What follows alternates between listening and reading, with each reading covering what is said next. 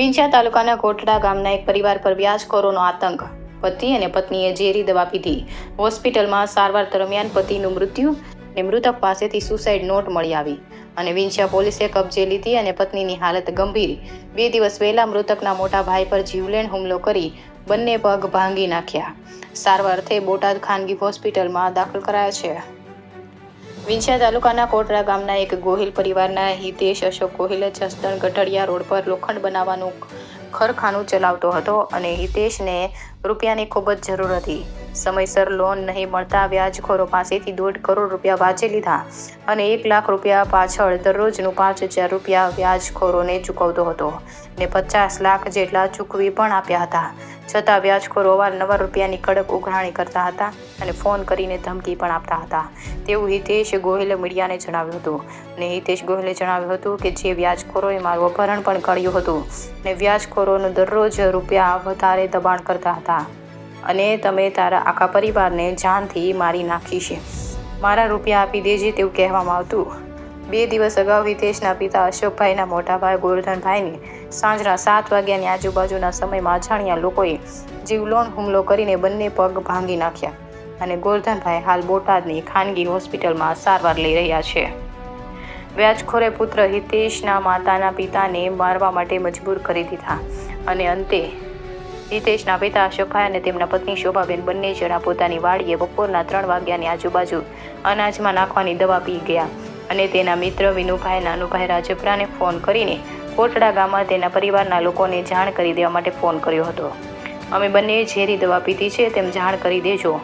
વિનુભાઈ રાજપરા દ્વારા તાત્કાલિક આજુબાજુ લોકોને જાણ કરી અને 108 એમ્બ્યુલન્સ દ્વારા વિંછિયા ખાનગી હોસ્પિટલમાં ખસેડવામાં આવ્યા અને વધુ સારવાર અર્થે ત્યાંથી તાત્કાલિક જસદણ ખાનગી હોસ્પિટલમાં સારવાર દરમિયાન અશોકભાઈનું મોત થયું અને શોભાબેનની હાલત ગંભીર છે. હિતેશ ગોહિલના પરિવાર પર દુઃખનું આગ ફાટી પડ્યું છે અને મૃતક અશોકભાઈ પાસેથી સુસાઇડ નોટ મળી આવી અને સુસાઇડ નોટ વિંછિયા પોલીસે કબજે લીધી. સુસાઇડ નોટમાં 7 વ્યાજખોરોના નામ લખ્યા હતા. ત્યારે હિતેશ ગોહિલ દ્વારા વ્યાજખોરો સામે વિંછિયા પોલીસ સ્ટેશનમાં જુદા 7 જેટલા લોકો વિરુદ્ધ ફરિયાદ નોંધાવી છે અને વિંછિયા પોલીસ સ્ટેશનના પીએસઆઈ ઇન્દ્રજીત સરવૈયા તપાસ ચલાવી રહ્યા છે. રિપોર્ટ કરશન બામટા, આટકોટ. શું નામ તમારું? હિતેશભાઈ, જે વ્યાજની જે ઘટના બની છે એમાં તમે કોની પાસેથી કેટલા રૂપિયા લીધા હતા અને શેના માટે તમે ઉપયોગ કરવા માટે લીધા હતા? જસદણ મારે શિવરાજપુર રોડ ઉપર લોખંડની ફેક્ટરી હતી, એની મેં લોન મેં કરી પણ લોન પૂરી ન થઈ એના કારણે મારી બધી વસ્તુ અટકી ગઈ અને સારા લોકોને પાસે મેં વ્યાજબાબી મેં લીધેલું હતું અને એમાં ખાસ કરીને દેવભાઈ કુંજીભાઈ ખાંભલા રામબડીના છે. કેટલા રૂપિયા લીધા હતા? એમની પાસે મેં 1.5 કરોડ રૂપિયા લીધેલા છે અને 50 લાખ જેવું વ્યાજ મેં રિટર્ન બી આપી દીધેલું છે. અને રેલી પછી હું એને ટાઈમે પૈસા ન આપી શક્યો પણ એ લાખ રૂપિયા 5,000 રૂપિયા મને આપવું એ રીતના એ લોકો વ્યાજ ચડાવ્યું. અને બીજા છે નવગણભાઈ મોરી કાંડિયાના ઉર્ફે રામભાઈનું નામ છે. બીજા સહદેવભાઈ રબારી લવણિયાના છે અને બીજો હસાભાઈ સરપંચ લાખાવડના છે. રામભાઈ હીરાસર જે ચોટીલાની બાજુમાં ગામ આવ્યું એમની પાસેથી લીધેલા હતા. અને એક આપણે ગોરાભાઈ હાથકડા જેમનું ગામ છે હાથસણે અમને એમનો ભાઈ છે માત્રાભાઈ એમની પાસેથી મેં પેમેન્ટ લીધેલું હતું. અને એ લોકો ડેલી લાખ રૂપિયા 5,000 રૂપિયા 4,000 રૂપિયા અલગ પ્રકારનું વ્યાજ લેતા હતા. શું લોકો શું ધમકી આવું આપતા હતા? પૈસા લેવા માટે શું તમને પરત લેવા માટે શું ધમકીઓ આપતા હતા? પરત લેવા માટે મને મારી નાખવાની ધમકી આપતા હતા. મને મારે હું પોતાનું તને પીછે મારીશ, પેલા હું તારા ખાનદાનને પેલા મારી નાખીશ એક પછી એકને. હું મારે થોડુંક પ્રેશર વધારી કે પેલા હું તારા મા બાપને મારીશ. મેં મારા મા બાપને ફોન કર્યો, પપ્પા થોડુંક ટેન્શન જેવું છે તો તમે થોડોક દિવસ બહાર ગયા છો. કે કાંઈ વાંધો નહીં. 2-3 દિવસ બહાર ગયા તો પાછળથી 5-7 દિવસ પહેલાનો બનાવ મારા મા બાપ જે આ વાતથી કાંઈ જાણ બી નતા અને જે એમના 2 દીકરા છે એ લોકોને ભાઈ કાંઈ ખબર બી નથી. અને મારા મા બાપને 2 હાથ અને 2 પગ ઉપર ફ્રેક્ચર કરી નાખેલા છે અને હાલ અત્યારે એડમિટ છે અત્યારે. અને પછી તારા મા બાપ માર્યા છે, હવે જે તારા ભાઈને તારા બંને ભાઈ પર ઈજા કરશે.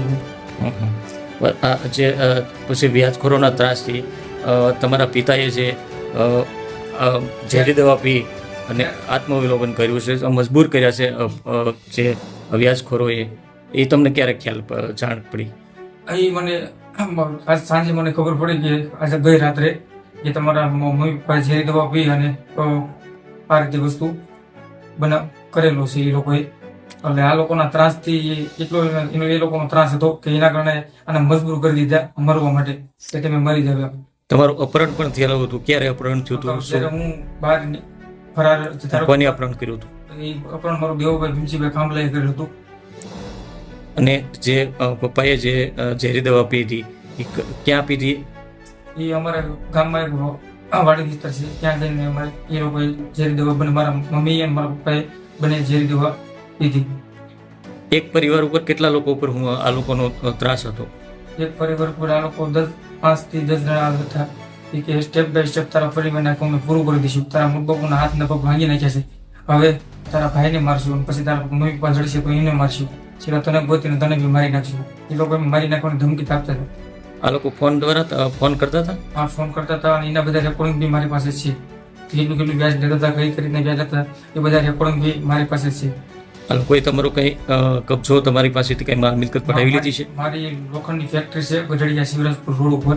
મેં એક મારા દોસ્તને ખાલી એક ભરોસો ઉપર એને ખાલી મેં લખાણ કર્યું. બધું ફેક્ટરી આખી મારી છે. એના બધે ટોટલ મારી પાસે લખાણ બખાણ બધી વસ્તુ અત્યારે પડેલ છે.